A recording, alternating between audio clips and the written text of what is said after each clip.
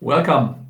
Welcome to this week's BTO talk on generative AI. My name is Michael Alf, calling from beautiful Lisbon with some rain outside, which is very untypical. And I'm here with my two partners. Over to you, Markus.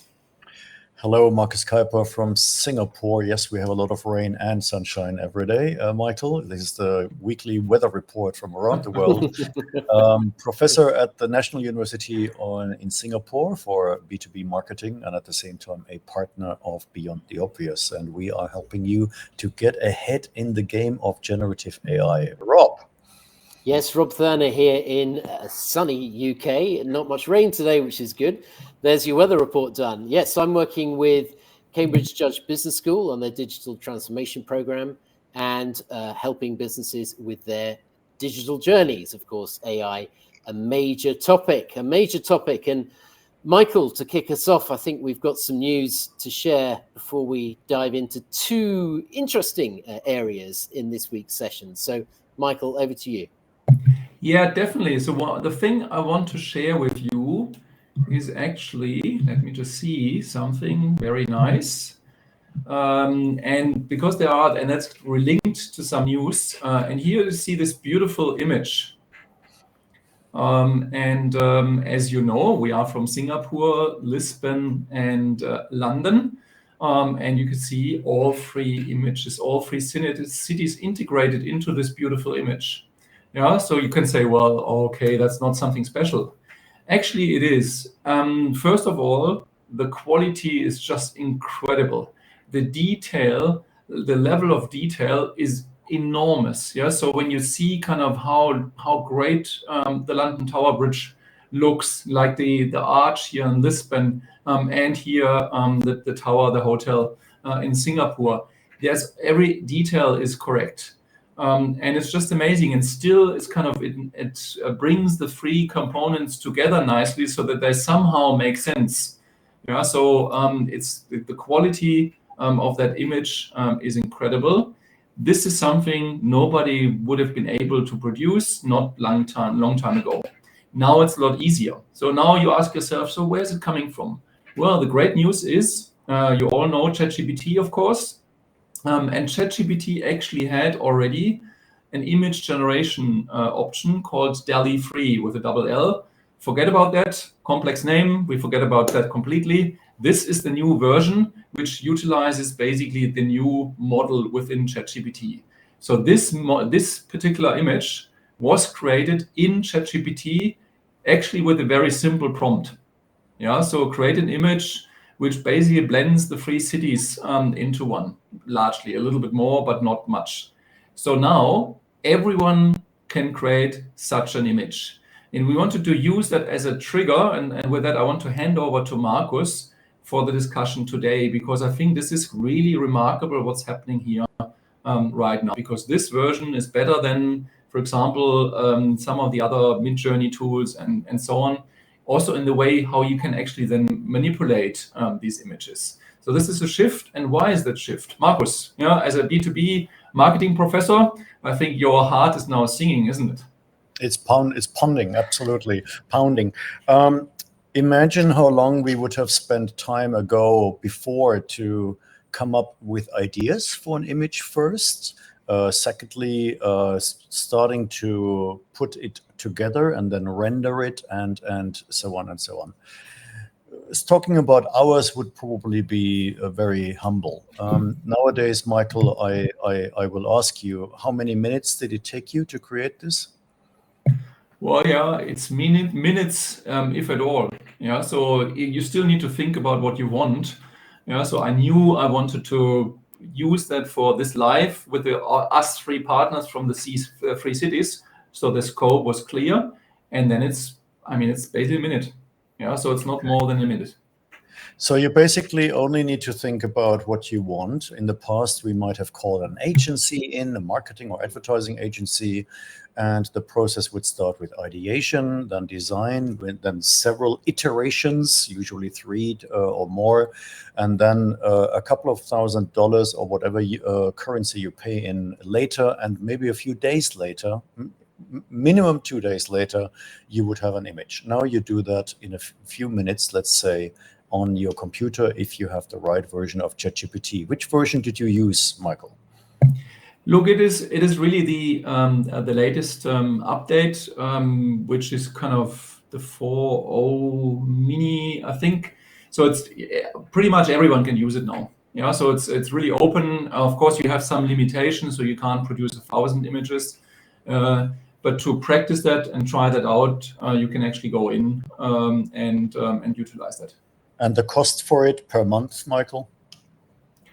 Well, there's a still free version, so you can do that. Otherwise, if you have this kind of pro version, which we still always recommend, because otherwise you have limitations, it's still $20. Yeah, so for $20 you can basically create almost as much as you want, and that is pretty good value for money. Can I jump in, Markus? Interesting your observation about bringing in external partners and 3 iterations. It brings to mind a BCG report that we'd use a lot running these Google workshops. And the point was how much time efficiency is lost by using traditional ways of working, where we can find faster ways, working more efficiently, significantly freeing up valuable creative time. Think about the guys coming up with the ideas tend to have a lot of value creation they can bring in that's underutilized. And the end of the research, we concluded something like 80% of time is wasted by waiting for approvals, redundant data entry, reworking. So this is a perfect example of how so much of that time can be freed up and then devoted to more high value work and get rid of some of the grunt work in that case. So Michael, really interesting example. And how, if I was to say from a scale of 1 to 10, how fast have we moved from the previous version where the quality was significantly less to where we are now? It's still accelerating, though I would say it depends a little bit on which tool you're using. I think for ChatGPT, OpenAI, this is a big step forward. So they're catching up and surpassing some of the other players. Of course, the quality of the images is now so high that it's really difficult to further improve a lot. Yeah. So the one big thing which you actually don't see here on this particular image, the other element which is really improved is the text. So as you probably know, image generation tools really have a challenge with creating text. There is Flux as an exception, the Black Forest solution. And now basically OpenAI here with this one can do text as well, which opens, of course, a new area of applications in marketing, in other areas as well. So therefore, it's another step change. And again, we'll always talk about months. It's always only months where you have this next level of improvement. Yeah. So that raises the next question, Michael. What is the latest insights about how quickly GenAI is evolving? Can we still sit back and watch it and say, look, I let others go through this phase of exploration first. I'm not a first mover. I want to see a solid and well tested solution first, and then in a couple of months' time, when I come to the next budget period, I'm thinking about that. What are the voices out there? That's a great question, Markus. Well, it's accelerating. It's exponential, therefore it's accelerating. And Eric Schmidt, the former CEO of Google, made a statement around that. He's basically saying most of the developers will be replaced very soon. And within only a few years, we have a significant change and society is not ready for that. So we see that this was more around the society. And of course, you can then break it down to companies. And maybe that's kind of passing on back to you, Markus, because we know we have quite a few conversations around the world with large organizations, with smaller organizations. And I think there's an interesting trend, isn't it? What we are seeing here in our conversations with really C-levels and others, and even people where you thought before, GenAI isn't really a top priority. right? Absolutely, absolutely. The three of us, obviously, having a lot of conversations every day with organizations or leaders around the world across all industries, I may say, from manufacturing to service, from B2B to B2C to even B2G. And I absolutely came across one statement this week from a leading private bank from Switzerland. They are basically looking at the high net wealth individuals, and the head of innovation, general innovation for this bank, who is based here in Singapore, said, either you are in Gen AI nowadays as a company or you will die. That is a banker. It's one of the not so fast moving tech adoption industries. And when I asked him, what is the key, if you have one word about what would you like to achieve with Gen AI? It's one word, gentlemen: efficiency, efficiency, efficiency. And of course, connected with productivity. So that was from the finance sector. Then we went into a startup, which is in the carbon industry. It's a carbon startup, and they basically provide solutions for organizations trying to get into ESG and sustainability, which we all know is not an easy topic, because at the end of the day, whatever you declare as green has to pay you back, which is the big challenge, isn't it? And again, Gen AI. Gen AI will help you to win in this game, not only to make tools available, play out scenarios, get answers for questions no one else can answer, map processes, use agents, and so on. So these are a couple of the examples from me. I have more, but Rob, what do you hear at your sunny side of Europe? Yeah, well, I think the same is true, whether it's Europe or it's in the Middle East, where a lot of work, doing a lot of work at the moment. The banks are looking at ways of cutting out time to market, prototyping, coming up with new, testing new ways of developing products quickly and efficiently. If you look at the government clients, seeing what can be done, it's fascinating seeing how in Estonia we saw the template for the digital government being developed, and we're seeing that template is now being replicated in other markets, in KSA, in UAE, taking some of the principles and then applying large data sets to do everything from improve healthcare and healthcare provision, traffic efficiency, even conducting your online taxes online. These processes are being developed and accelerated using Gen AI. So again, you talk about banking being slow, government services also typically rather slow, but they're very much on it.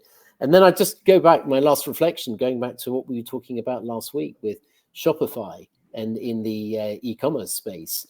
If you're not using Gen AI, you really have to be. There's no choice here.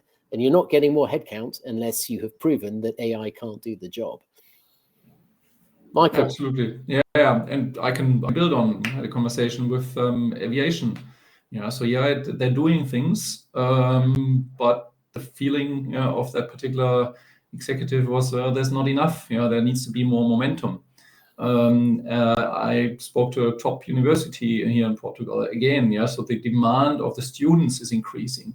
Yeah. So that most of the programs still don't have any Gen AI included. And Markus, I think you can confirm that. Yeah. So now the students say, well, where's the AI? Where's Gen AI? In any program, be it leadership, be it transformation, be it even communication skills and whatever. It's like, well, yes, you can use it because you can role play, you can simulate, you can do all kind of things, and that has to go into these programs. So I think this is another huge sector which we're seeing, Markus, isn't it? I mean, where so much is happening, and you see that from the inside of universities. You don't have to disclose too much, but it's like it's happening, isn't it?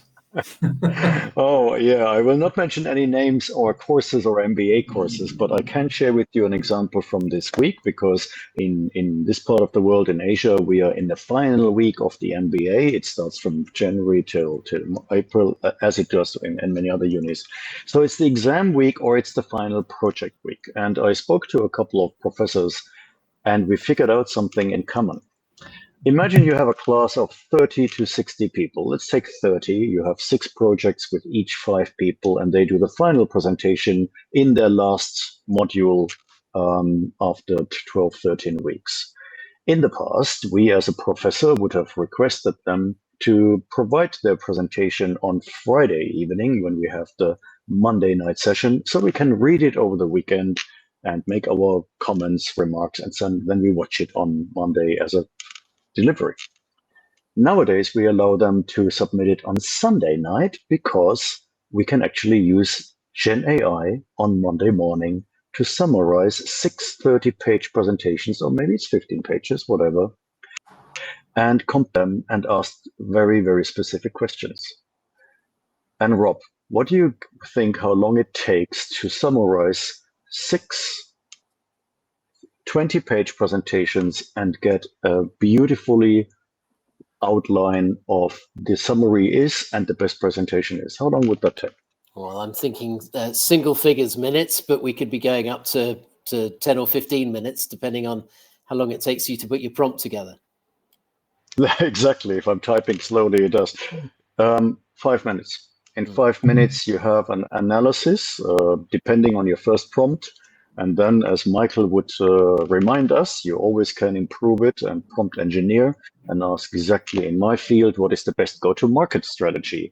Did they consider geopolitical elements? Did they do a financial analysis and whatever? And finally, please give me a final evaluation of this. Professors start doing that absolutely ethically because we have read it before. But imagine what that could do for you in your business. You get a report, you get 3 articles from your comms department. You need to read them. Usually you do this on an evening and whatever, over a cup of coffee, the last one. A lot of things to read, you get a financial report and whatever, and all of a sudden your AI assistant does the job for you and just gives you the answer, and then you check whether this is in line with yourself. Can you imagine working like that, Michael? Absolutely. Well, I do actually work. So, this today as a final comment, and then we close up. I actually found a really interesting research report, which we might talk about next time. But it was, 60, 70 pages, and I don't have the time. And a research report, which is actually hard to read. So I really got a really nice summary, some action items, some recommendations, by tailoring the prompt accordingly, and it works really well. Now I have a good overview. Now I can still decide if I need to read the report or more of that. So if I want to go deeper or I need to go deeper or whatever, but I can assess that by much better. So you see, there's a lot happening. And of course, one component which we see is kind of getting really interest and traction is our simulation Maverick. Find out more beyond the obvious.co/Maverick, or reach out to us with the and join the newsletter. So this is the QR code on the right, top right, where we share these insights and some other insights. Reach out. You see the wave is really increasing. The wave is there, and it's probably more a tsunami than a wave. With that, we leave you. Have a great week. For those of you who celebrate, happy Easter, and we see you next week again. And let us know what you want to hear. See you. Thank you. Bye-bye. Bye for now.